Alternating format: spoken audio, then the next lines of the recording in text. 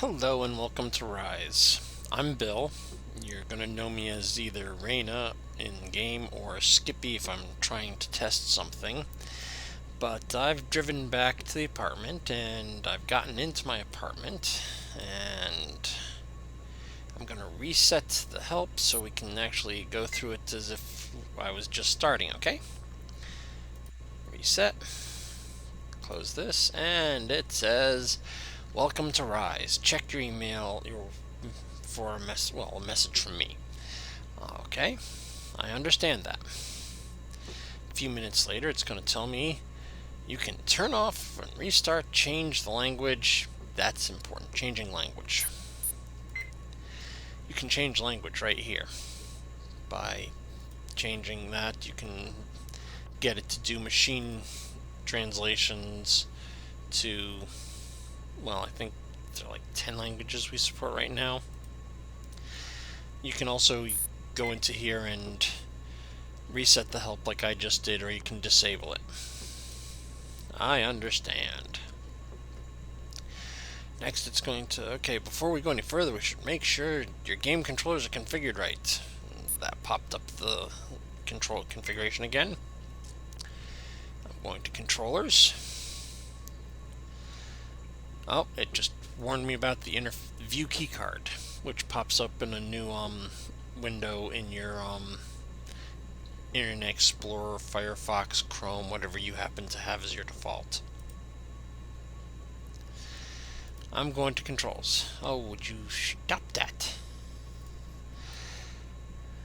Yes, this is my first person view. I understand that.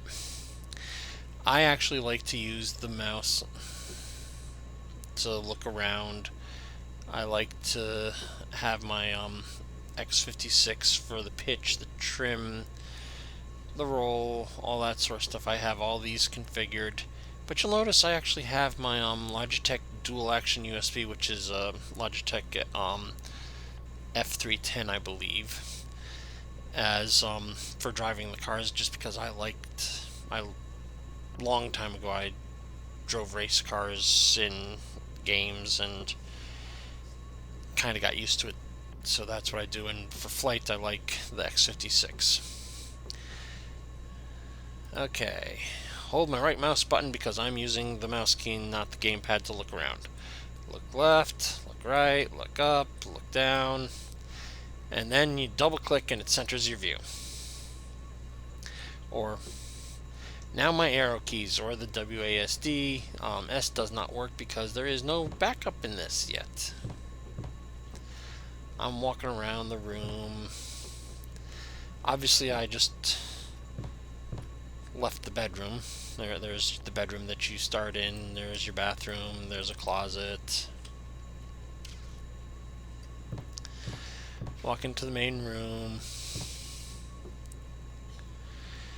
It should tell me momentarily something about, out your window you can see part of the Dios and Transit District, 225 years from Earth. I understand that. That right there is a W6 Manx that actually is what I flew to the city to get into the car to get into the apartment. That's something you can buy, and you'll notice off in the distance you can see that's a farm, that's another farm, that's another farm.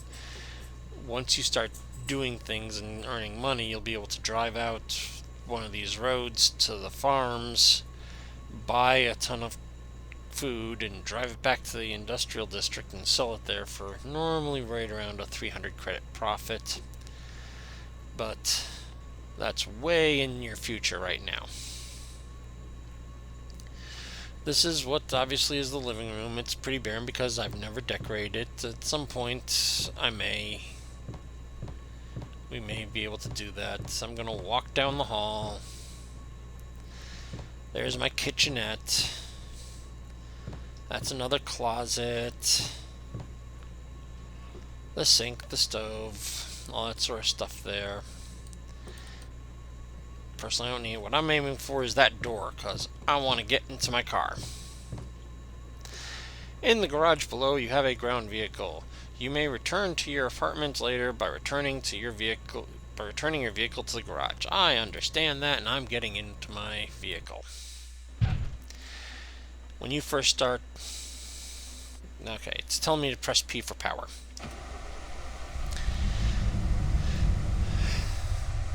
Toggle the overhead, which I don't really need, but I'm going to do that because it tells me to. Use my game control to steer left, steer right. Vehicle isn't going anywhere because it's in park. You need to use the appropriate keys.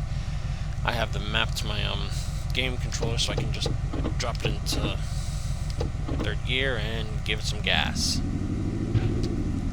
And I have the brake also mapped to my joystick, which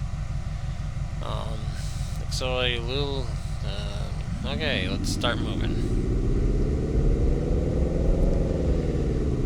Okay, now the tutorial is gonna stop talking to me until I've driven half a kilometer to get going. Now you're going to notice I get hurt here. Ah! Boom, boom, boom. Yeah, I got hurt because I just drove over a 6-inch curb going about 60 kilometers per hour. Yes, in real life, a 6-inch curb will do horrible things to your car. Trust me, I know. I had a son who's now grown, but when we were teaching him to drive, in one afternoon he destroyed 2 tires, 2 oversized 30-inch mud tires on the Jeep he wanted to learn to drive in by hitting a curb at 35 miles an hour and blowing out both tires on the right-hand side. That's how much damage curbs do to cars.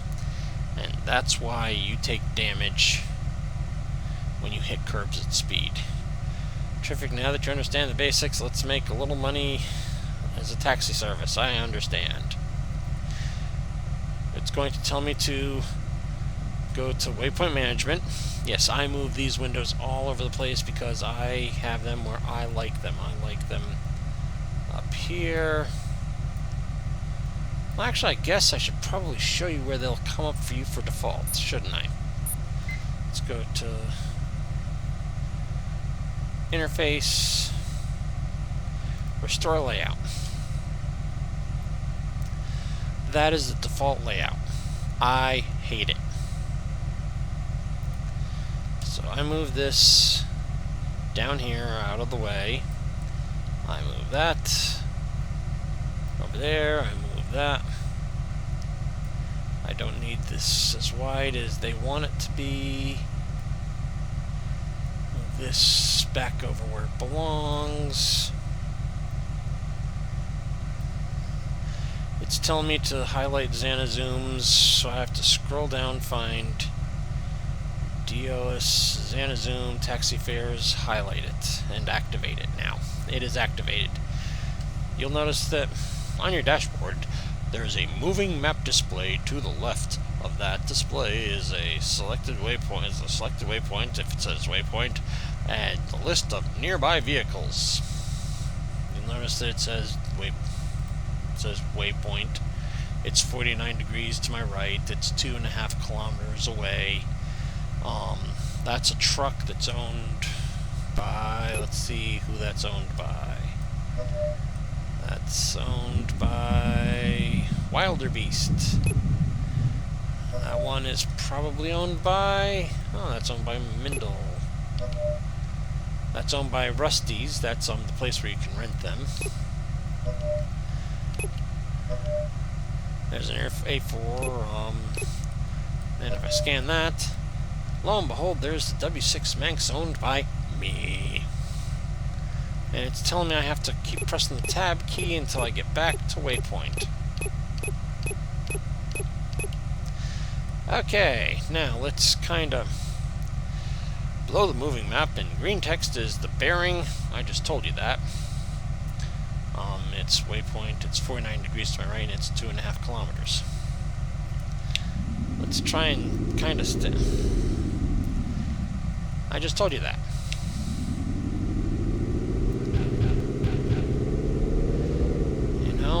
180 degrees is behind me. I don't care. I'm not going though. I understand. I'm going there now.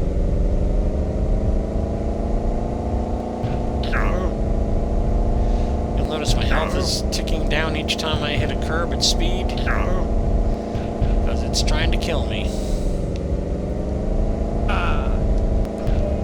Shift R is repair. That will be a button you want to map to your joystick to something so that you can just press it and not die, because you will.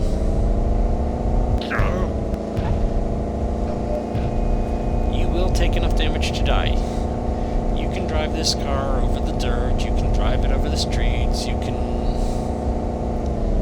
get this thing out of my face some more.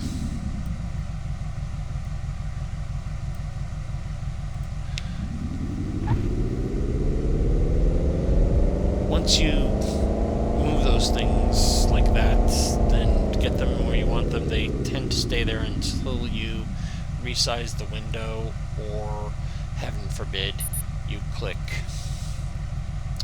Restore Layout.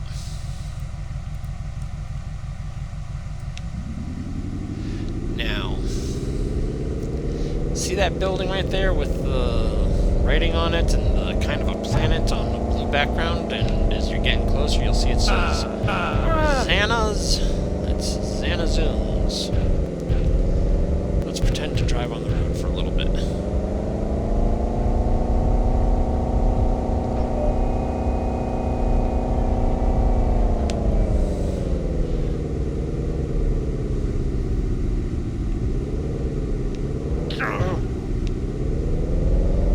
Okay, now I stop here, and I do not want to play the slot machine, but what I want to do is I want to pick up a curbside taxi. Terrific, you have a fare to the airport. If you dawdle, they will be upset.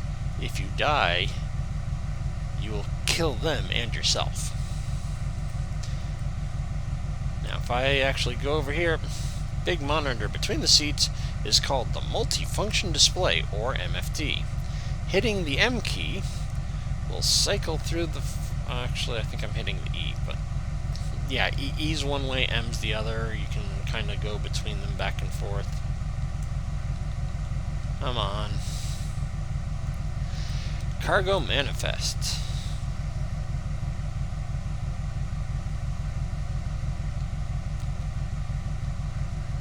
I did hit...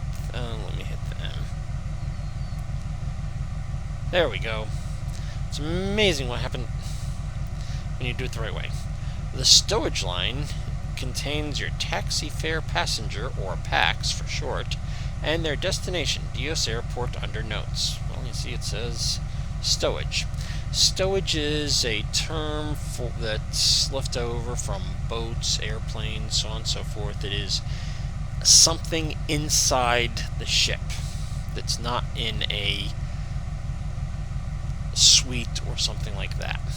So what we're using it as, when you get into airplanes that have cargo bays, you will have cargo bay 1, cargo bay 2, cargo bay whatever. If you're driving a truck, you'll say, I think it says cargo bed instead of cargo bay. I don't think your car comes with the radio. I bought this radio a while ago. You'll also notice that it says that there are 2 souls on board this car. Me and the passenger. So let's drive. Find Dios Airport. Well, I know where Dios Airport is, but I'll find the waypoint because it wants me to. Dios Airport taxi stand. Double click it, or click the target, and now when you look at waypoint, it says it's 57 degrees and 1/3 of a kilometer. It's actually that building right there.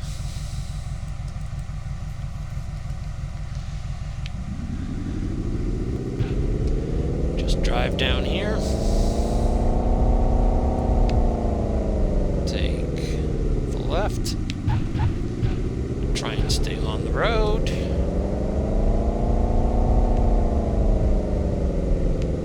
and you come to a stop. Okay. Curbside taxi. Congratulations. I received 25 credits for carrying one passenger. I can pick up either another passenger or I can go to the bank. I'm gonna drive. Let's just see where it wants me to go with the passenger, just for giggles. It wants me to go to the UI building. Okay. So what I do is I scroll down here, Dios.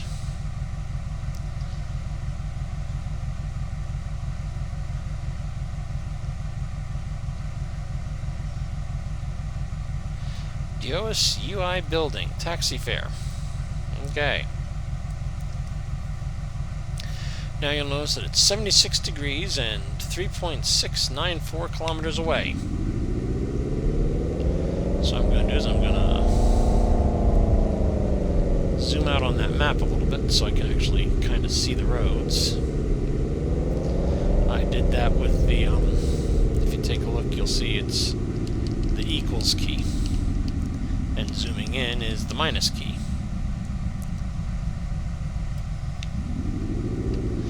Pressing enter obviously opens up the chat bar, and that makes it so you can't heal or do anything. You can't shift gears or anything like that, because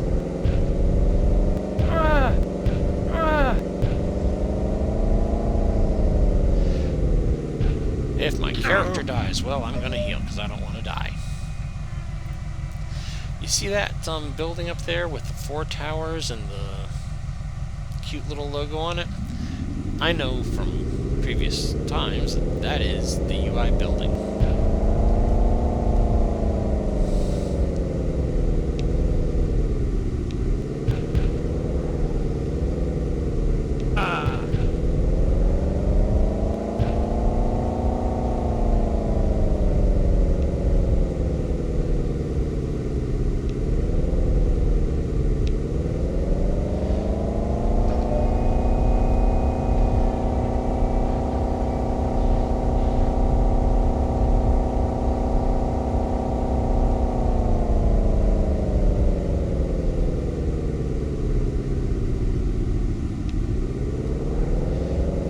Come on, Bill. You can do it. Drive a straight line.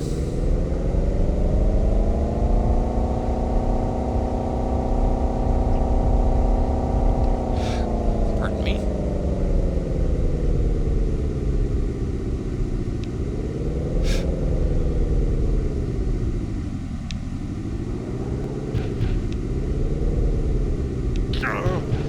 I'm not the one who laid out the streets. Don't blame me.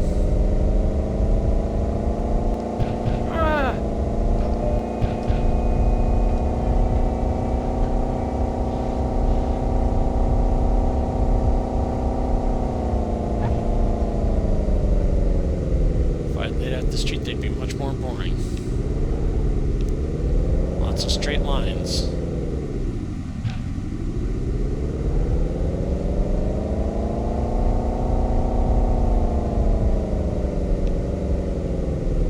I'm just going to drive over the curbs. If I'm not mistaken. Yep, there it is. Okay, let's... Curbside taxi. I received 25 credits for carrying one passenger. You know how it says less 0 credits there? If you're a member of an alliance, sometimes they have a tax rate. And that's where your alliance fees would come out. But Skippy's not a member of an alliance. Now I have 50 credits, and I don't want to die with those credits, so I'm going to drive over to Fleet Bank and deposit them. Yes, you can see how close that is.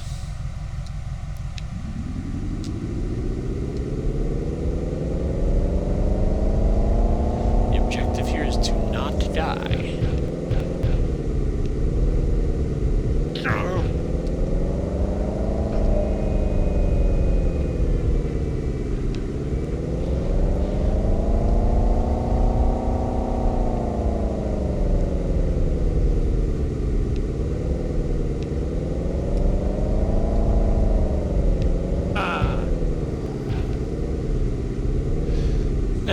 as a new player, you're going to have one option that I won't have because I already have a bank account. You'll go to teller functions. You see how I have a blank line there? Yours will say open an account. Well, you click on open an account and then magically you get deposit, withdraw, and so on and so forth. But I'm going to deposit because I don't want my money to disappear. I have 50 credits in my hand, and if you look over at the MFD, you can type 50 and deposit it.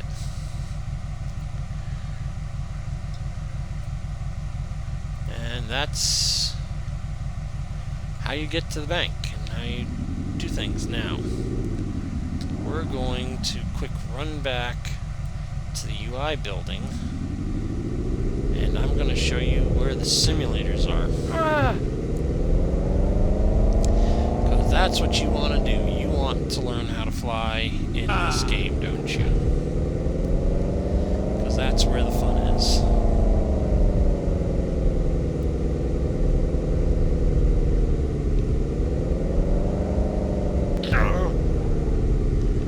The simulators are free to use. You just kind of pull up next to the building. You enter the simulator bay, and you can choose a simulator. Synchronizing onboard computer with portable device. Simulator's paused. Okay. You have to press the pause break key to unfreeze the simulator. 10.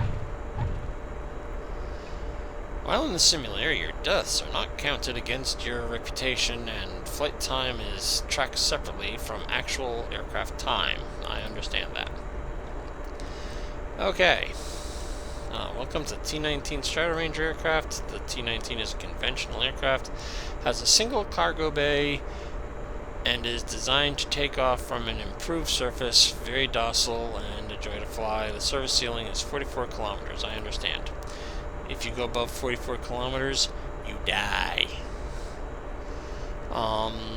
Wheeled aircraft and aerospace vehicles have a parking brake which can be engaged and released during using the shift space. Okay. I have that mapped. Okay. I also accidentally pressed the I. I understand, I don't care. Because I have all those. My vehicle is not upside down. Maybe it thinks it is. Well, let's just get rid of that. Disable help, because we've already been through most of the help. Okay. Now I'm going to press the E key, and you'll notice that it says Cargo Bay 1. Simulator, you can't actually put anything in the cargo bay yet, but that's okay. So what I'm going to do is I'm going to select... Oh, let's just pick Alphaville's airport, because it's relatively close. And what I'm going to do is I'm going to trim my nose down, because I know that this beast is very at sea level. The air is 2.5 times as dense as Earth. So what happens is you overfly the elevator. The elevator, in the way conventional airplanes and weight and balance is done, so that the center of lift of the aircraft is, let's say, right around this line right here, right around the bottom of the engine thrust indicators. The center of gravity is in front of that. The elevator pushes down on the back of the plane to make it so that you stay level, theoretically. As you go faster and faster, or the air gets denser in this case, the tail is generating proportionally more lift than it needs to. So what ends up happening is, the faster and denser you're flying, the more you tend to nose up, want to nose up, to lose that speed. So when you're flying at sea level in well, any airplane on this planet, you're going to want to keep an eye on your speed because you can get going fast enough where you have an uncontrolled nose up. In the T-19, you accelerate full throttle, and then just as you're about to rotate, I normally bring it back to about 50 to 75%, and I push my nose forward as soon as I get off the ground because it will want to skyrocket. Okay, let's get rolling. Trim. It's yelling at me because I have my trim gap config because I haven't so far trimmed forward. Now, if I let go, you'll see it wants to pitch up. Now, you can use auto flight, which is the autopilot, and change it to nav and pitch, and the airplane will try and fly. That sort of stuff. Let's retract the landing gear. Don't sink. Don't sink. Gear up. And it's flying happily, isn't it?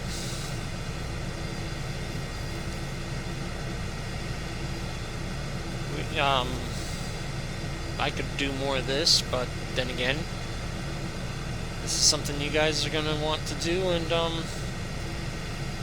have fun with it. So let's exit the simulator. And I'm back at the door of the simulator where I was in. You'll notice that there's the simulator. I can exit back to the street, which puts me back in my car. I can then drive to my apartment. Or actually, why don't I drive to my Manx and let you see what the inside of a Manx looks like. Let's see, I need to first pop it into a gear, and let's see, I was parked near the Bradbury.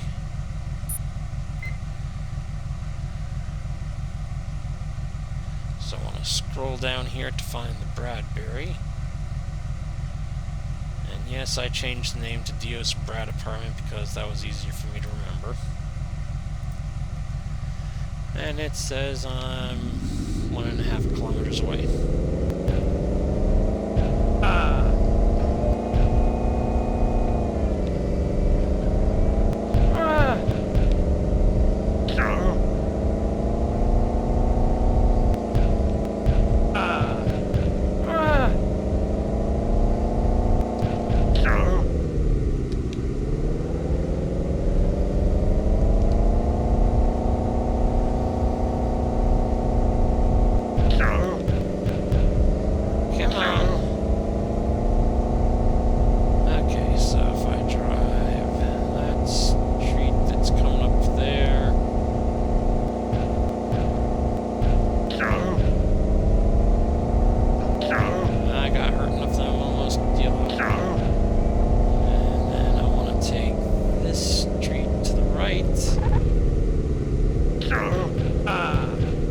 I'm one block too far. Oh well.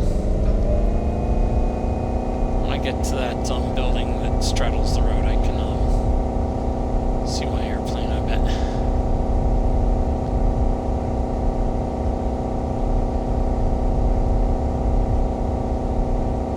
See, there's the Manx.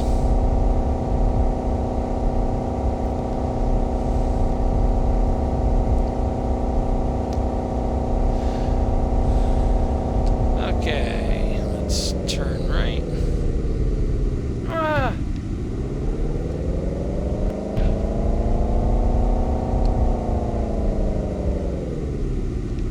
Close enough. Now, when I get within 250 meters, like I am now, I can press the X key, and I transferred into